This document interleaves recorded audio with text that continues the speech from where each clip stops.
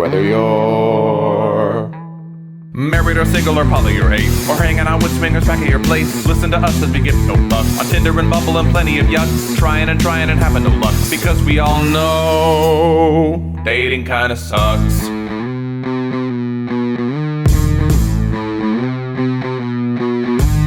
Sarah and Adam are two of a kind. He says stupid shit and she doesn't mind. They're not doing this show to make any buck. Life as a chicken whose feathers they pluck. Why does it work? Well, here is the crux. They both know dating kinda sucks.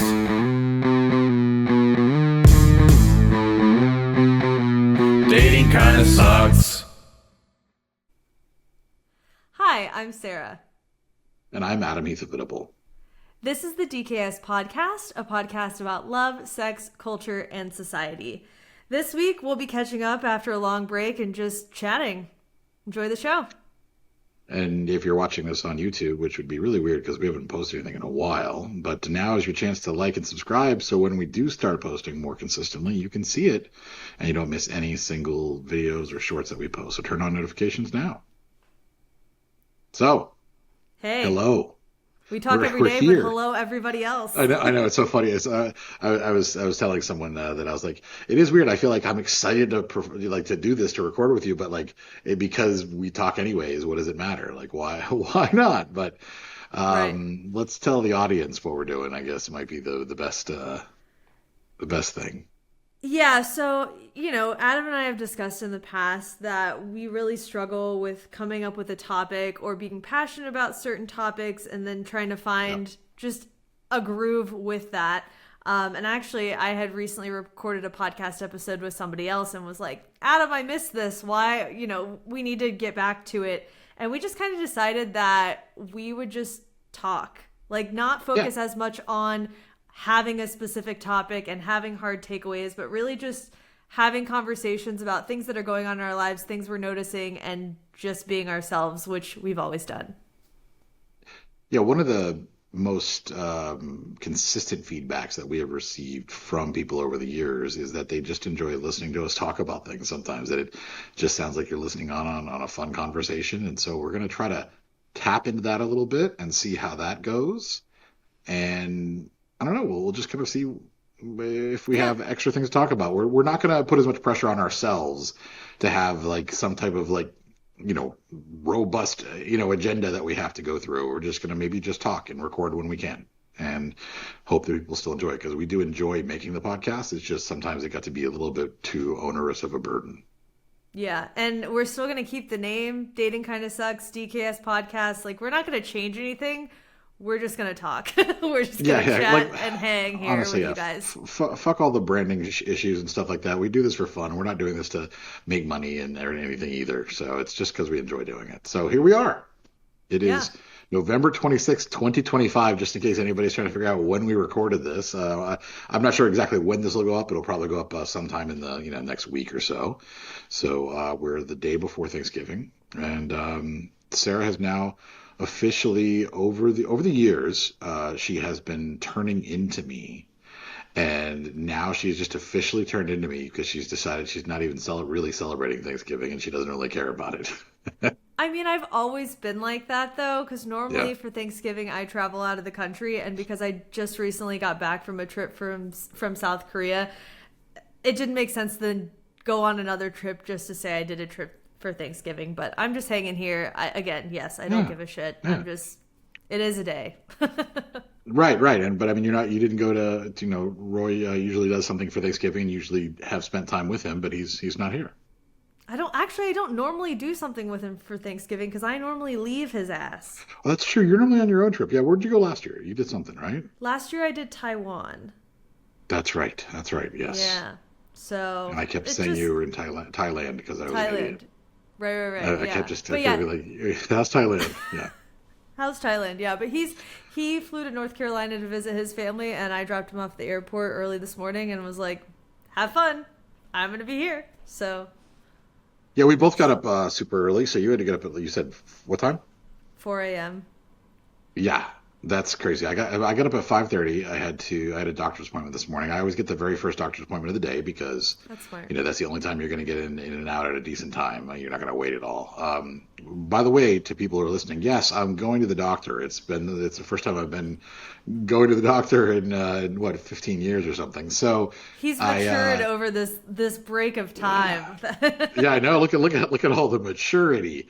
But yeah, no, and I got up early because my house cleaner was also coming, so I had to like pre-clean for the house cleaner, and then I had to do go to the doctor and be there early and all that. So I get in the car to drive to the doctor. I have my phone in my whatever the thing I used to have to connect to my phone to my dashboard wasn't working.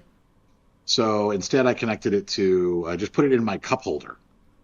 Just so I could look down and see the direction because I don't know where I'm going. And I don't. I'm terrible at directions already, but I've only been here a couple times. As I'm driving, as I'm on my way to like just get onto the interstate for the very first time, I turn the corner to like a kind of a sharp turn, and my phone flies out of my cup holder and ends up in the far like right corner of the passenger seat floor. Oh, No fuck. way I can grasp it. Like for a second, I think about, okay, if I'm going straight and I just like lean over, can I grab it? And I looked, I was like, I can't even grab it. Like I've got long arms, so I can't even grab it. But it's like upside, it's like facing up, but it's upside down. So I can see enough to see that it tells me like where I'm going. And I was like, okay, I guess I can still kind of follow the directions because I can kind of see when it tells me turn here. But I had to stay in the right lane because I never knew when I was going to have to get off because I couldn't all of a sudden just be like turn now and I would know. So I go all the way there and I go to the place and I'm like, this doesn't seem right. But I can't grab my phone to make sure I'm going to the right place. And I pull into the parking lot. This is not the right place. And I get out, have to walk around the passenger side, get my phone. And it turns out I went to the wrong clinic. Like the clinic, there's multiple clinics with the same name. And when I was putting it into my maps, whatever, I just picked the wrong one. Oh. So then I was 15 minutes late to my appointment as a result of that. But if I had my phone in my hand, it wouldn't have been an issue. So yeah, lovely. So lovely.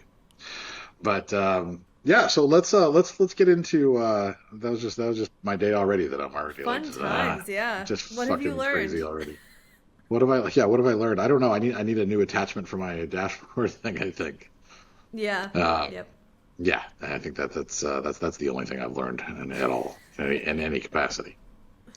Well, I think so yeah. mean, both of us have had interesting lives in the time that we haven't been recording. But there's been moments where you've been going through situations and all I kept saying to you was, could we record an episode about this because right, it's fucking just crazy? to talk about this.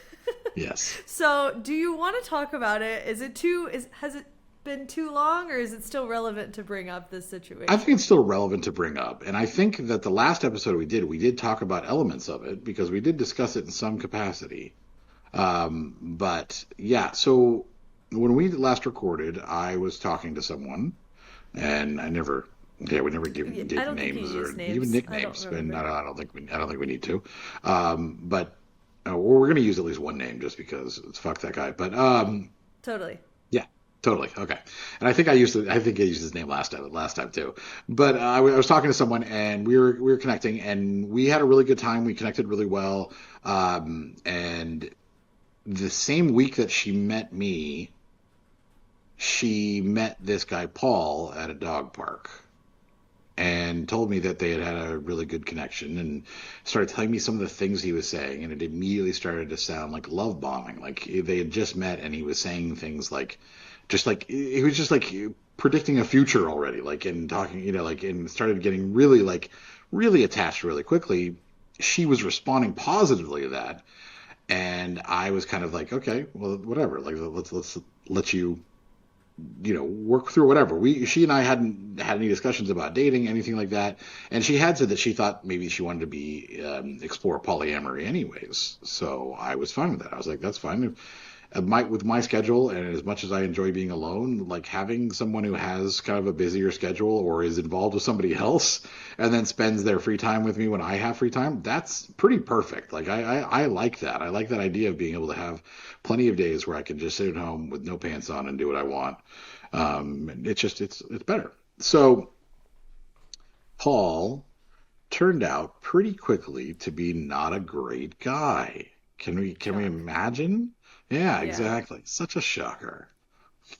he started to get very jealous about all the times that she would spend with me. Whenever she would come over and we would go do things, or she'd come to comedy shows sometimes, he would start sending her text message after message after message, calling her a whore and telling her that she's a stupid bitch and like all of these things.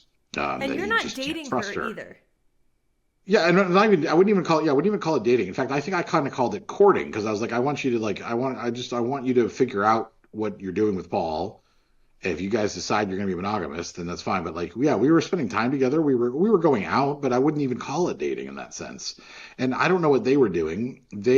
He'd kind of like convinced her to play house, basically, like because she was staying in a situation where wasn't a great like living situation for her. I don't think she like had her own space, and he had a house. He owns a house, and so he gave her a space basically. And so she was there, and she was excited that he had a big backyard, and he needed fence done. She likes to do projects, and he had all these projects. So she was like, I can do things.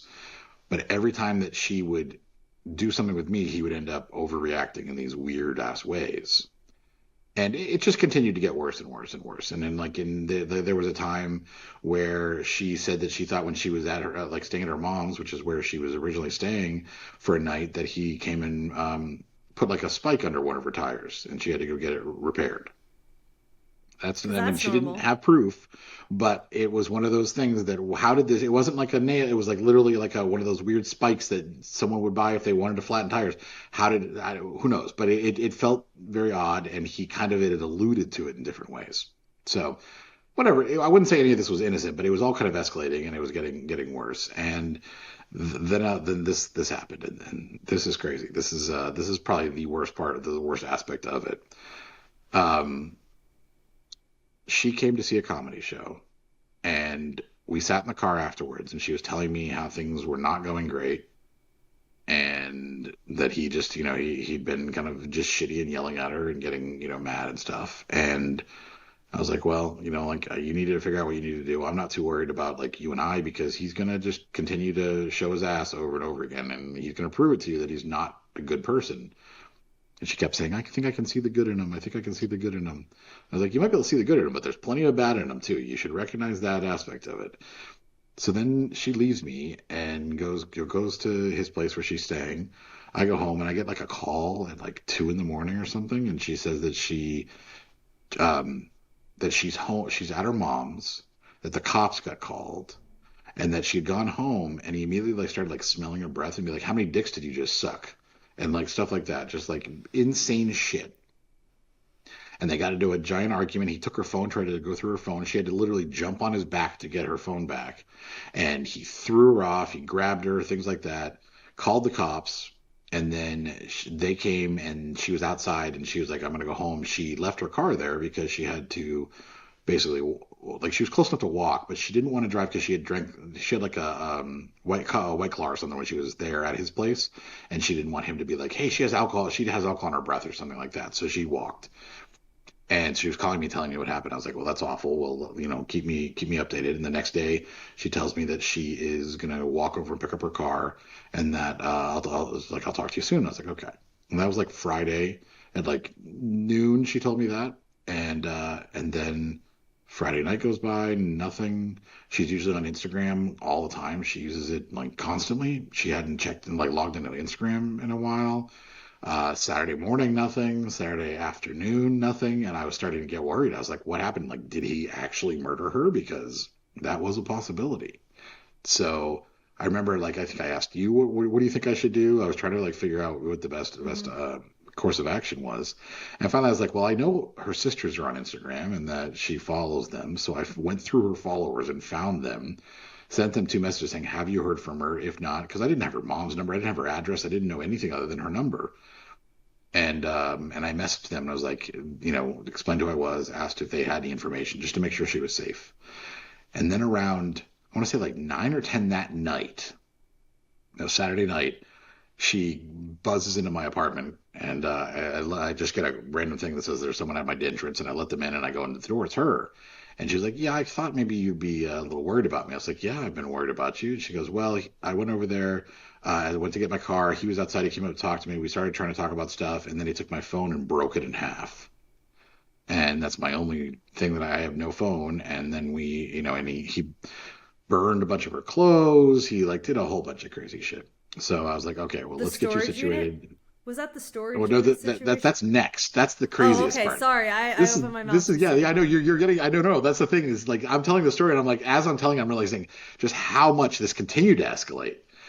And so then basically she came and she stayed over. And the next morning I had an extra iPhone, so we figured out how to connect, get her account transferred to the iPhone. So she had at least had a phone. I was like, use this for however long you need. It's just an extra one that I have because so I can, it's not a big deal. And so set her up with that. And then it was like it was her birthday, so it was like her birthday weekend, and she couldn't even get in touch with anybody to see what they were doing for her birthday. It was awful. So she gets the phone, and I asked her to try to find my phone on so that I can make sure to track her right now. I was like, I don't want to track you like to keep an eye on you. Just in case anything happens right now. This is just, for safety. And I remember that she was like, yeah, that makes sense. So I was able to track her. She came over, a couple more times, and then she turned the tracker off. And I was like, I wonder what that is. And then like, a day or two later, it turns out that she had decided to give him another chance because, she sees so much good in him. And I gave her a lot of grace because I understand that, that is an abusive situation and it's an abusive environment. And that's kind of how abuse victims act a lot of it is, sometimes they're very nice, sweet people and they don't understand why anyone would ever treat them like this. And so they have like this need to try to prove to the shitty person that they're worth it, that they have value. It's just like this need to be like all these, because he's saying terrible things about her all the time. She's like, well, all these things you're saying aren't true. See, I'm coming back to you. Like, see, you're wrong about me. Because he kept saying, oh, you're going to go fuck anybody else, blah, blah, blah. So I just said, well, I'm disappointed in you. I said, I don't know. Like, I'm disappointed that you do this. But I'm not going to like judge you for it. I understand it's a tough thing. So, whatever. You can just be careful, be safe. That's all.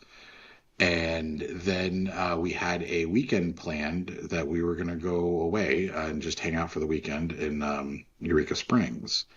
And before that happened, as she was like kind of getting ready to figure out what she was going to bring, a couple days, I think it was a couple days before the trip actually, he went batshit insane about something else. I don't know what it was, but it's probably something, he was very jealous, very insecure. I remember what it was. They were talking about like past partners and things like that. And he started getting really weirdly insecure and jealous and saying that, started talking this nonsense, like red pill shit about pair bonding and how somebody who's had, multiple partners is not a good partner and they can't form a relationship. All stuff that we know is absolute bullshit, but he believes it wholeheartedly. And so they got in a huge fight. He threw stuff at her car, threw like a rock at her car, trying to break a window, things like that. She took as much stuff as she could, everything she could, and then left and came over here.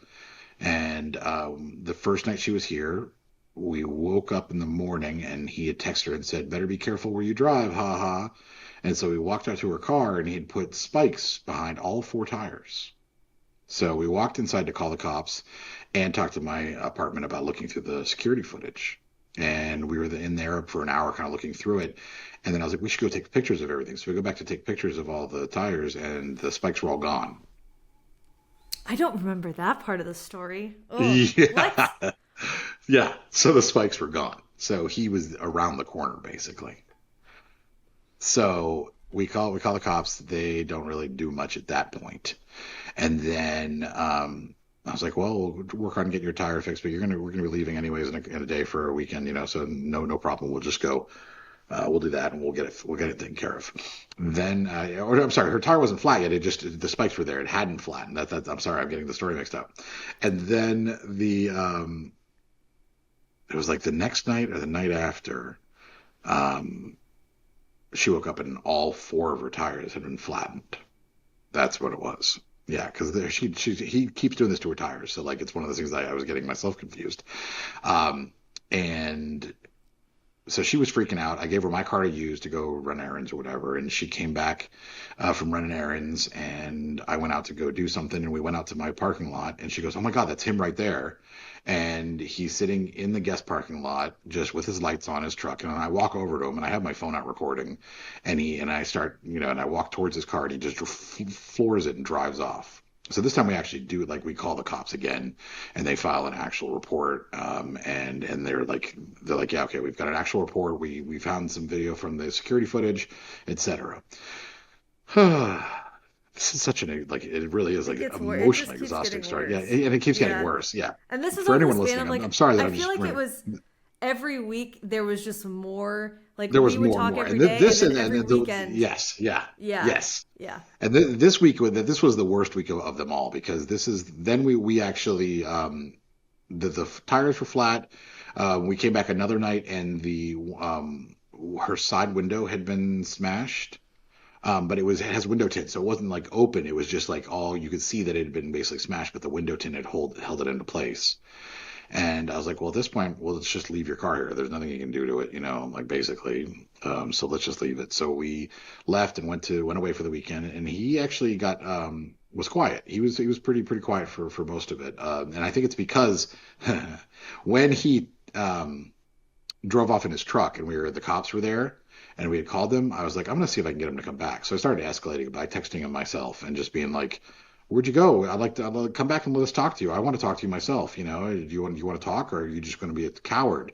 Just trying to provoke him to come back while the cops were there. So then we had something for it. But and I got pretty sometimes I can be a little mean. No, No, never. I can never be, vicious, but I was very vicious to him, and said some very, very mean things. And so I think he kind of went off on a little like, oh shit, well, I guess this is true. Like, because he always had in his head that like she was with me, so he couldn't be with her, not understanding that she kept telling him, I don't want to be monogamous. But I think this maybe like hammered it home a little bit. So we go away for the weekend. He's quiet for the first night. Friday night, no problem. Saturday night, around like 11 o'clock, he starts texting again, and he's drunk. And he's sending texts from, I think, 14 different phone numbers. So this guy has multiple burners. It's fucking insane. He has done things like set up group chats that he said are with his friends, where he would like talk about her, and all the friends would chime in and be like, yeah, she sounds like a shitty person. And she gets upset about this. I'm like, I promise you, none of those are real people. Like he's insane. Like he is doing this, all is manipulation. This is all pure like projection and absolute narcissism. Like this guy is insane. It ruins her Saturday night, because like he just keeps messaging her. We come back Sunday morning, and it's like a 3-hour drive. We get back and we pull into the parking lot, and her car is in a different spot in the guest parking lot than it was when we left. So we're like, what the fuck? And we go look, and of course all 4 tires are flat, and and now her rear window has been smashed as well, and still in place but smashed, and everything from her car is missing.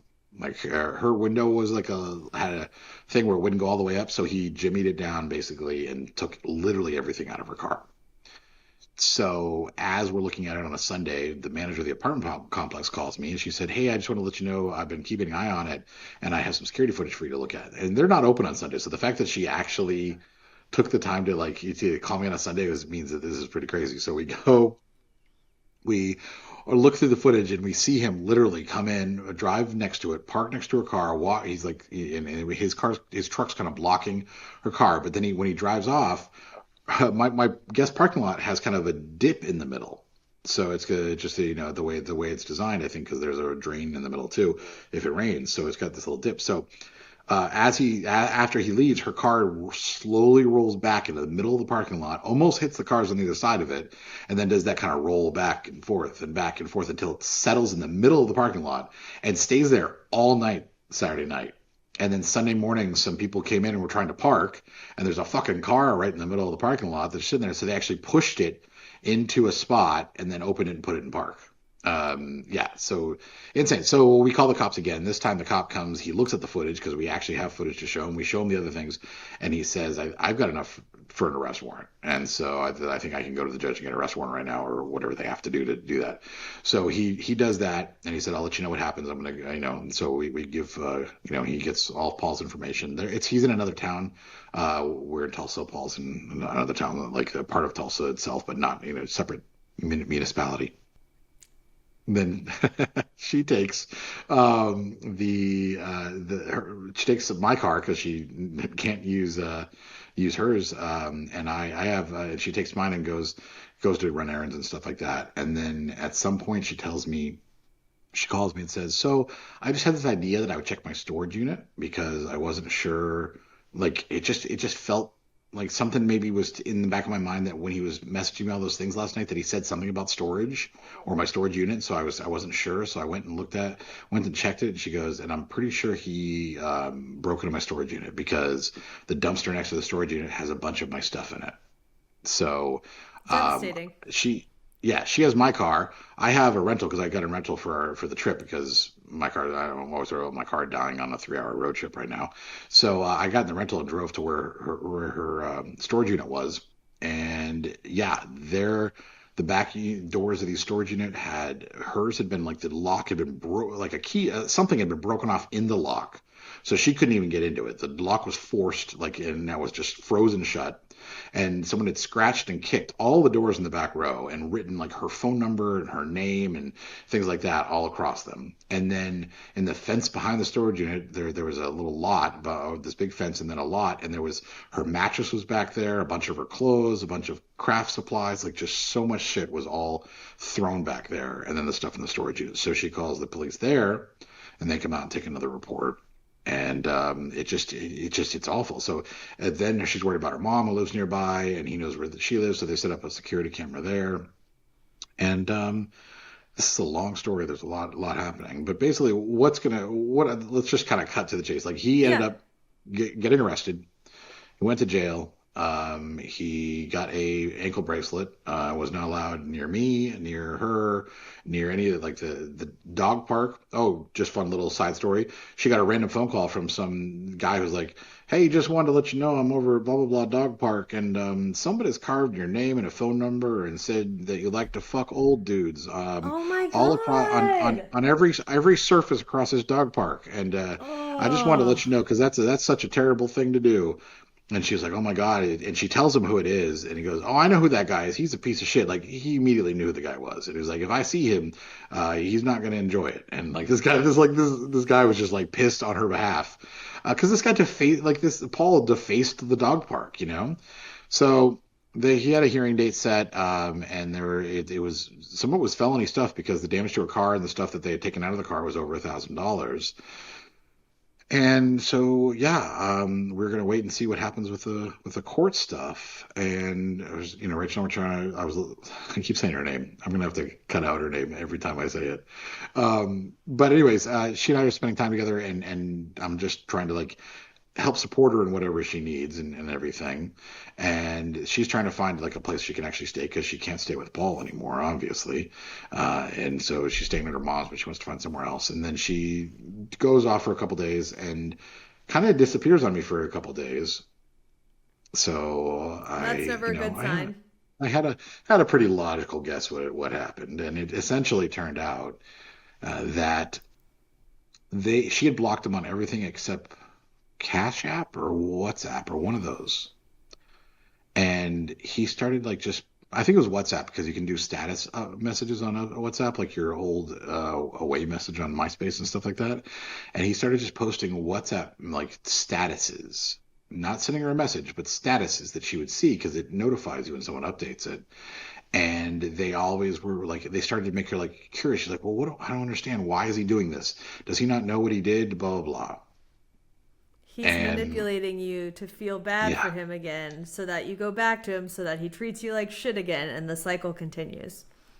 Yeah. So she went back to him to try to give him a chance, and she called me to tell me that and talk to me about it. I said, I'm not going to judge you. I'm disappointed that you would do this. I think you need to work on, figuring out when is it going to be too much. And if he kills one of your dogs, because I see that coming. If next time, instead of bruising you, if he breaks a limb, will that do it? If he knocks out a tooth, at one point is it going to be enough for you to realize that he's not a good person? And she tried to be I think he's a good person on the inside. I was like, no, he's not. If from day one, all of this has been just him trying to force you to do. He's nice to you when you do everything he wants you to do. But as soon as you try to have any autonomy or do whatever you want, he turns into an absolute psychopath. That's not someone who's nice. Someone who cares for you wouldn't call you a stupid cunt. Like someone who cares for you wouldn't just distrust every single move you have. He does not care about you.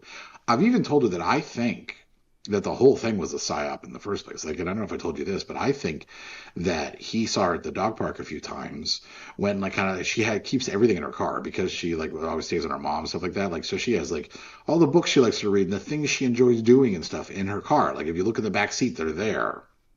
So I am pretty sure that what he did, because someone who's going to go and create all these fake accounts to try to like convince her that they think she's shitty, so she should, listen to him and stuff like that, is going to do whatever it takes. And I think he thought she was pretty and he wanted to get to know her. And so he went and looked through her car, found stuff that he was like, oh, I can talk about that he could talk to her. And then purposely, like, basically created a conversation for them to talk. I really think that's what happened. It wouldn't surprise me. It wouldn't, after everything that he did, wouldn't surprise me. But that's just speculation. Yeah, exactly. Yeah, I know. So yeah, so he didn't end up. I don't think he ended up having to pay. He's on probation, I think. I don't think he ended up having to do any jail time. Want to not press charges because then she got back with him. So then she was breaking. She got back with him and she said that there was a restraining order, but she wasn't breaking it. Weirdly, in Oklahoma, it's a one-way restraining order, so you can do it just one way, and that's what it was. So she could be near him, he just couldn't be near her, and which makes no sense in my mind. But she violated that, and I was like, you going back to him is going to really invalidate any case that they might have too, because is it stalking if you're living with him, and so She decided to not necessarily give him a chance. She said, I'm holding him accountable. Like, I'm going to make him pay for my stuff, blah, blah. I was like, that's what the court is for. If he pleads guilty, then you'll have a guilty plea. Then you can take him to civil court and you have proof that he's guilty of the crime. So they will award you the cost to replace everything. And I think just, it wouldn't sit in her mind. And let me digress from that just for a second to say, I think part of this is because she has had two things. Number one, she's never had a healthy relationship in her entire life. And so the parts of him that are nice to her seemed really nice and everything like that. And everything that I did for her, she always felt like obligated, like, oh, I owe you something. I was like, you don't owe me anything. I can just be nice to you because I want to be nice to you. But that's part one. Part two is I think she has such terrible PTSD from her terrible relationships and other trauma she's had in her life that I'm not going to get into. It's not my story to tell, but other trauma she's had in her life, that when trauma happens, I think now she forgets about it. Like she basically, in order to survive, she has to kind of shut her brain off and stop acknowledging that it's happening and just basically try to make it through it. And then she immediately, in order to like be able to function, she forgets about it. Because she'd come over and she'd be like, yeah, no, things are okay, he blah, blah, blah. And I was like, do you remember that he did X, Y, and Z? And she'd be like, yeah, that was terrible of him. Like, she would start to get angry. And then she would like she was remembering it or she was hearing about it for the first time. And I was like, you witnessed this. I was there, but you witnessed this. What is it? So I think that was a big part of it. And so I kept trying to tell her, listen, if you let the court system work, and it actually works for once, which I think you have enough evidence, and I think he'll plead guilty because he doesn't want to get a felony on his record. I think that they would work well, and then you'll be able to get a civil suit, and you can get your money back. And he's like, well, she's like, I'm going to make him pay me directly. And I was like, all right, that's not going to work out. So I don't know if you can guess, it did not work out. Yeah. So right now it's been a few weeks now. She is not with him anymore. She found a place to stay that's separate. So that's a positive thing. So she's got a place, and she's been putting her effort into making it look nice and things like that. And I think that's positive. She hasn't talked to him in a while, as far as I know. We still chat occasionally, but I told her too that after the last time, I was like, listen, I can't be romantically involved in any way. I've given you the option. You could be with somebody who makes you feel safe. Every time she's here, like, she immediately just she's told me, I feel so safe with you. And I was like, yeah, that's a good thing. And you could have continued to have that, but you chose not to. And I'm not judging you for choosing not to, but I'm going to tell you that I can't personally continue to be involved in that type of cycle. So I will be your friend. I will be here to support you if you need anything, but I am not going to be involved in that capacity anymore. But even then, like, you say all that, but it's not like you were dating. You were just kind of there for her during those times. Like, it was still a friendship, even we during made out and fooled stuff. Around and stuff, in the beginning. But in then, the beginning, but like when well, things that really because then started to Paul made her shake, feel guilty. Like yeah, he made her feel guilty that anything she was doing was was an affront to him, even though they weren't having sex except the time that he raped her. Yeah, that was a whole other thing that I didn't even mention. Yes, no, I he assaulted never her as heard well. that Yep. story. God Yeah. damn it.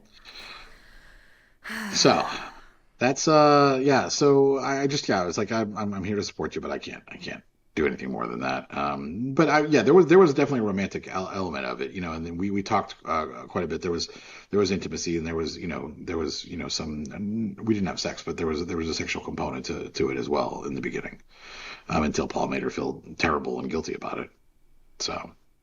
That's where we are. We are still friendly. I see her every now and then. Actually, she insisted because I use Instacart for my groceries. She was like, I can do a better job shopping than Instacart, and you're going to save money because you're not paying the Instacart fees. And so she does grocery shopping for me right now. And then we hang out when she gets back, and we hang out when she brings it back. But yeah, so yeah, That's all of it for now.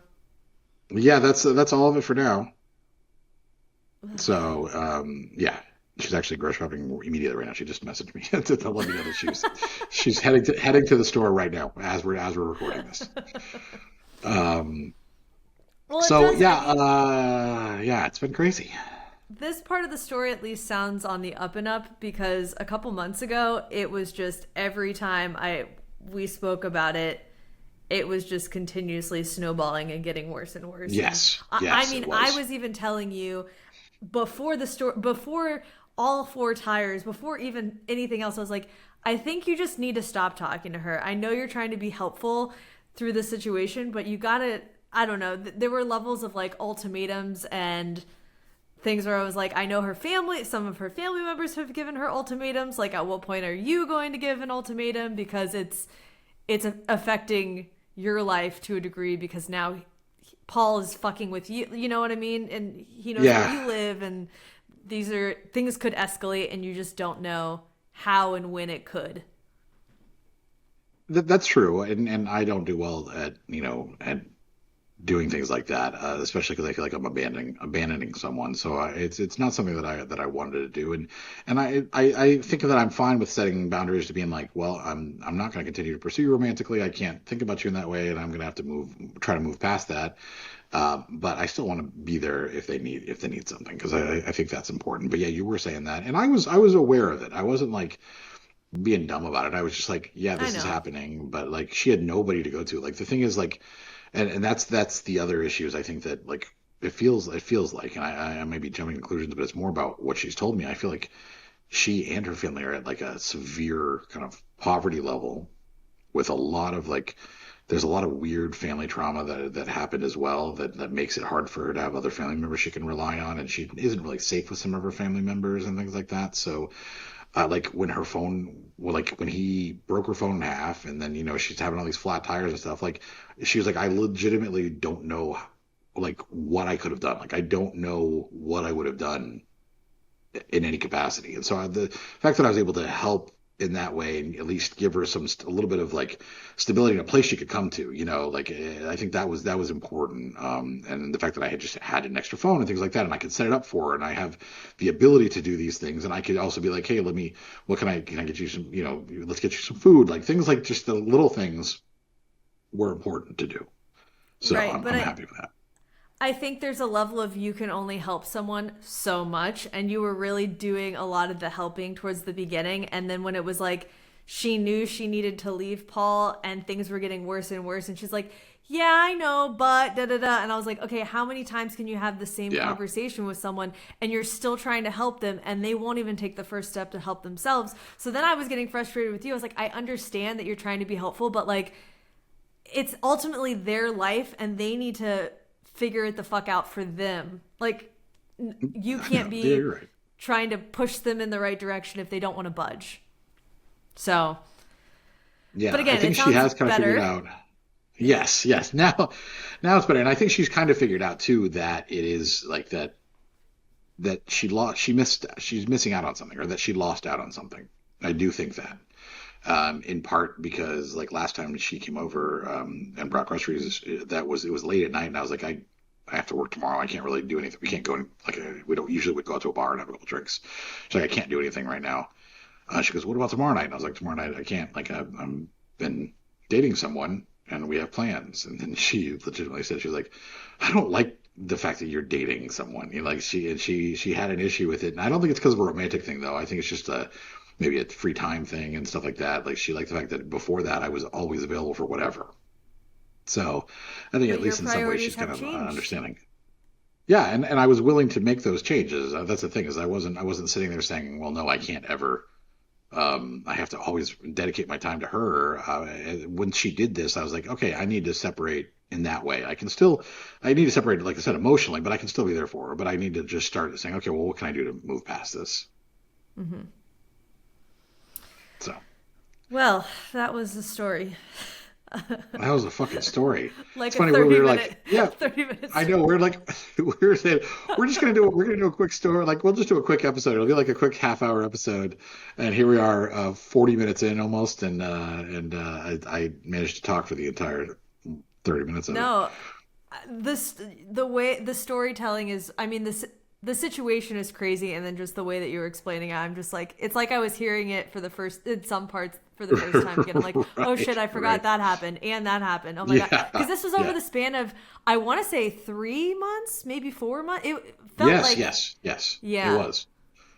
At one point, I told her, I was like, listen, if you don't press charges against him, I said I will, because he did things against me, and I said, but also I want to let you know that if you don't press charges against him, I'm going to put a billboard in his town that has his picture and his mugshot with his name that tells women to stay away from him.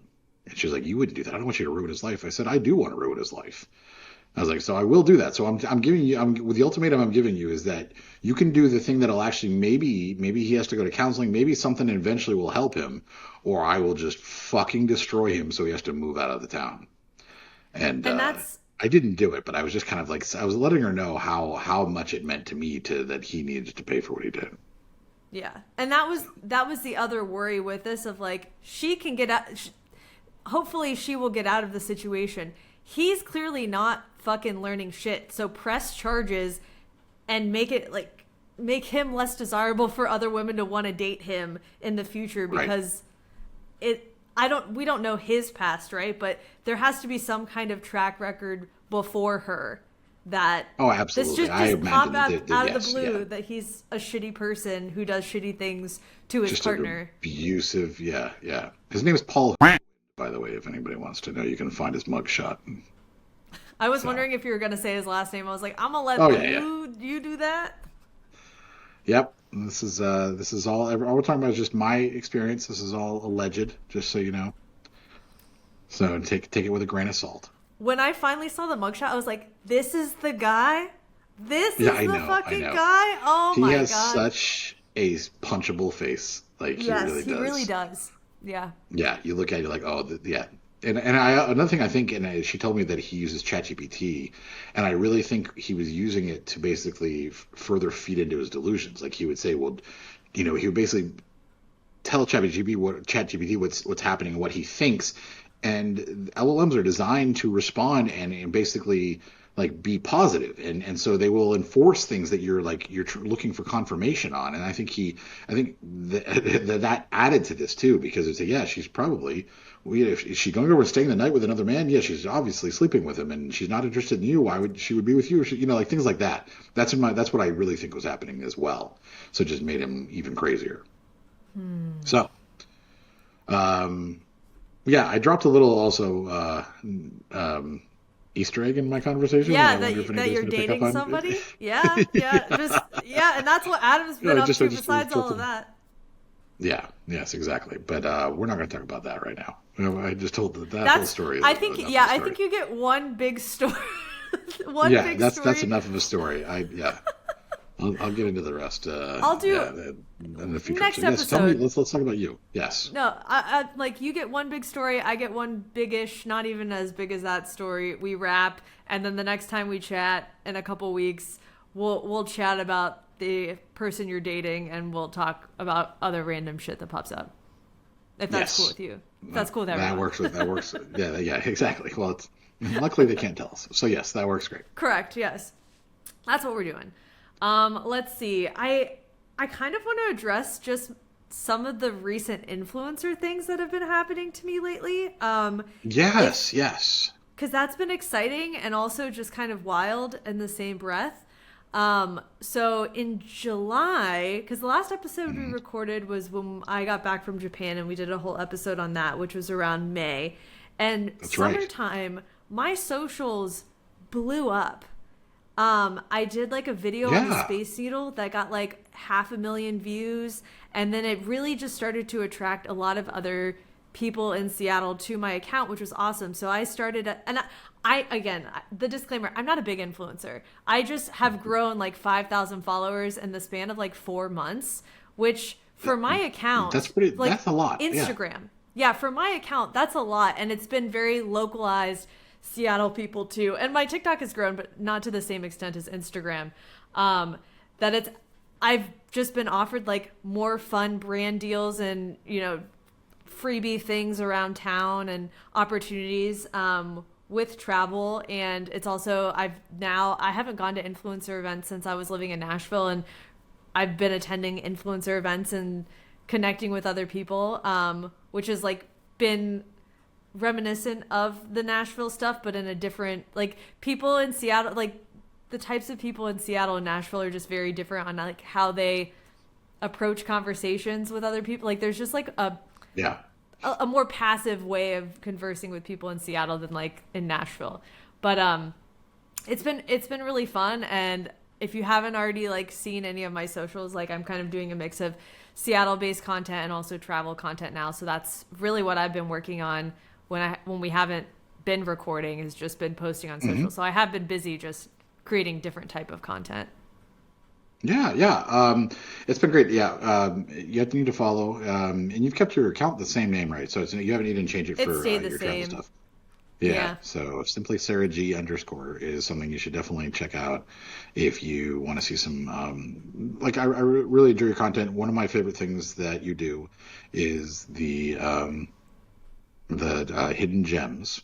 And so Sarah's hidden gems videos are very dry, deadpan, comedy, and there's little comedy, basically videos about certain things in Seattle, some of which are maybe popular places, some are not, but just like kind of this very, very, I don't know, it's evocative of some of those like realtor videos, the like the woman walking through the house ones, or Emily Zugay, who does the design stuff where she redesigns people's logos, like just very deadpan, and it's fun, and I always like to see those. So you should definitely check them out. I want to see you break that 10,000 by the end of the year. I mean, I don't know. I've lost the momentum now. I do think there's a level of like the hidden gem stuff where I'm like, is it too sexual? Is it poking too much fun at this location? And like, am I running on the edge of being offensive sometimes with the jokes that I make? And I guess you don't know that level until you cross it. You don't know that level until you cross it. And what will happen is sometimes you will offend somebody, and then it'll go like super viral, and that'll be even funnier, to be honest, because someone might get offended by something. But you don't do anything that's bad. But one of my favorite things. So Sarah will tell me what her scripts are sometimes, and I will suggest ways to make it funnier, or things that you can do that she might not have thought of. And one of my favorite ones was what was it, Union Station? Not Union Station. What's it called? Oh, Union Station, the train station. Yeah. That was the Union Station, the train station. So apparently, people talk about the acoustics in there, that it's got a big echo. And I suggested that she kind of, walk into a space where you can see her and hear her, and do like a moan, like a oh yeah type of thing. Oh yeah, like like something like that. Yeah. And she was so embarrassed about it, but like I was like, listen, just do it. It's gonna be amazing. And it was funny as hell. But like you were so mortified by it, and I've been really encouraging her to like try things that are embarrassing. Like just go in. It's okay if it's embarrassing. Who gives a shit? Sometimes you have to embarrass yourself for the laugh. Okay, I have done multiple videos that have been embarrassing. The first one, I think, was when I went to Cal Anderson Park for the rat mural on the side of this fountain. And I had to call Adam. Like, the behind the scenes is like, I feel like I called you like 3 or 4 times being like, I can't fucking do this video. And you like had to give me a pep talk and be like, no, just set up your tripod for like 2 minutes. It's just do the shot. It's fine. And just getting that extra level of encouragement. But sometimes I'm in places where the spotlight is kind of on me, even though I'm in the corner filming my little video. There are still people around, and they're kind of looking like, what the fuck is this bitch doing in the corner with that tripod type of thing? And that was definitely one situation. And then in the train station, there was a security, this poor fucking security guard. There was a security guard, because there was no one in there besides myself and the security guard. I was like, oh, this is going to be so easy. He's not going to give a shit. He's standing at the other door on the other side. But the acoustics, you can hear every fucking word coming out of my mouth for these videos. And I could just like see like him smile in between my takes. And I'm like, I want to kill myself. This is cringe. And it's just one person, but I know he's laughing at the things I'm doing. And I've also had people stop me while I was recording and think like I'm some famous influencer, which I'm definitely not. But it's definitely tested my content creation skills and just getting over the nerves of recording in public. Because now, and it's funny because my Seattle friends notice it so much more now, where I'll do intros to videos and I'll do like, hey, I'm at this restaurant, da da da da da da da, click, okay, I'm done. And I'm like, okay, now we can go to the restaurant. And my one friend's like, you've gotten so polished at like, you know your lines, you know how to say it, you maybe do it in 1 or 2 takes. And then we move on and it's like, you didn't even record that video. Like before I could even think that you're recording a video, you're done doing it. And I was like, I mean, it just takes time to get better at it. And like, I'm no it's practice expert. Yeah. It's just getting better at it over time. But I'm trying to make myself not known in Seattle, but like give my spin on things, because I just find like with a lot of social media in general, like it feels like once you start scrolling for a while, and I'm chronically online, like it all kind of starts to feel the same. And kind of what I miss from the 2020 TikTok pandemic era social, I found things were just a lot funnier in what people were putting on the internet. And now I just kind of feel like, oh, it's people are creating for the algorithm and not just for enjoyment.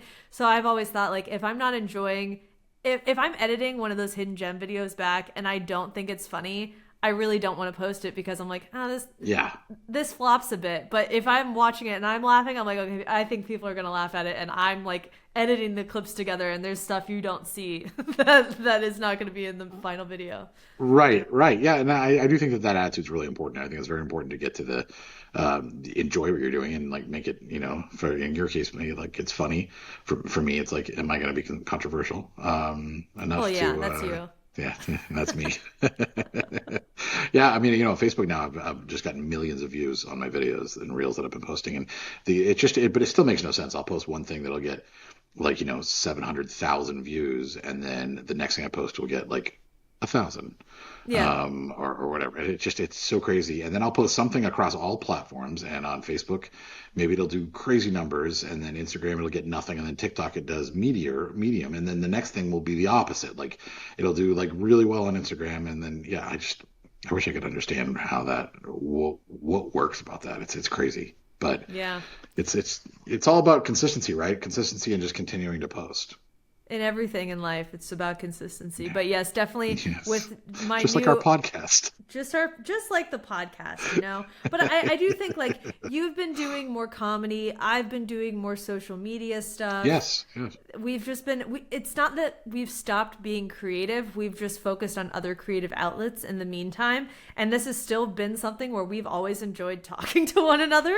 It's just a matter of hitting record. Yeah, that's really all it is, and trying to make it so it's less maybe effort for us too. So it really is something where we can try to do this as easily as possible, because we do have a lot of other things going on. Just with comedy, I've been performing. I also teach a local comedy class now, and so that's here at the comedy club, the Looney Bin. So it takes up time, and it's something that makes it harder to record because it's a night that I can't be here, and then Sarah has her nights she can't do something. I do poll. So, I've even noticed like classes as well. When I've been doing more social media stuff, like my poll, I haven't touched the poll behind me in a while and like actually done an hour session in my home, because I'm like, oh, well, I got to edit this video and do this thing or whatever. So like there's just been other elements of life that have kind of taken a back seat, and it's not like I don't like doing it, but yeah. And I think for now we're gonna, if you want to like kind of look at Sarah's travel stuff, you want to hear about Sarah's travel stuff, then I'd recommend following Sarah on Instagram, TikTok, YouTube, any of those places. And you can like find her on Instagram, and then she has her links to go, to all the other social media. She'd love the support on there, and if you want to see more about comedy and stuff like that, follow me on mine. And we're not, I don't think we need to go through them all, but Yeah. it's basically simply Sarah G _.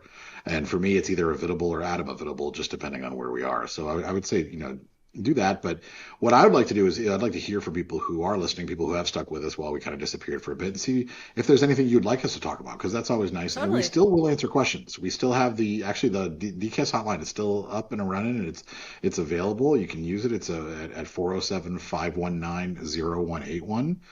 You can call and just leave a voicemail with a question or say anything, and we'll, it's something we can have fun with and respond to.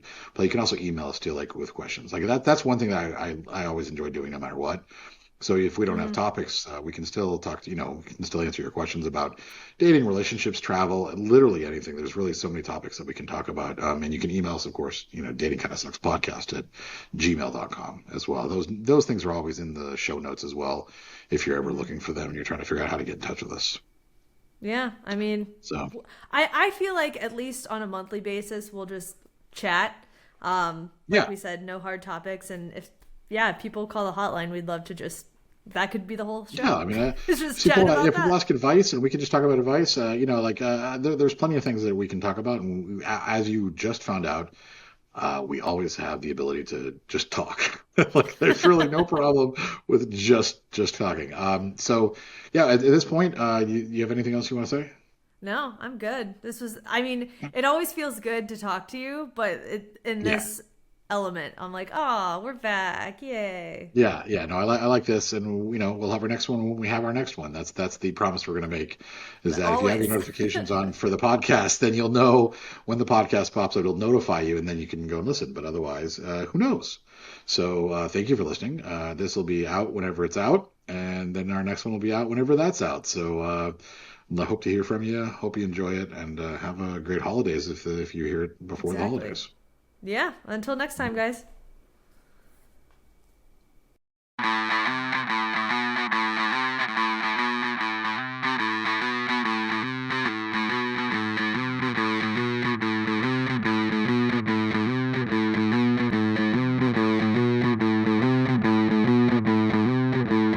Whether you're married or single or poly or ace, or hanging out with swingers back at your place, listen to us as we get no fuck on Tinder and Bumble and plenty of yuck, trying and having no luck, because we all know dating kinda sucks.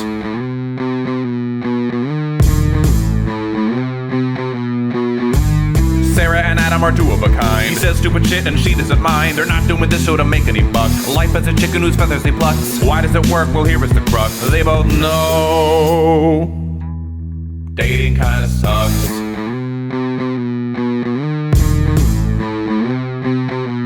Dating kinda sucks.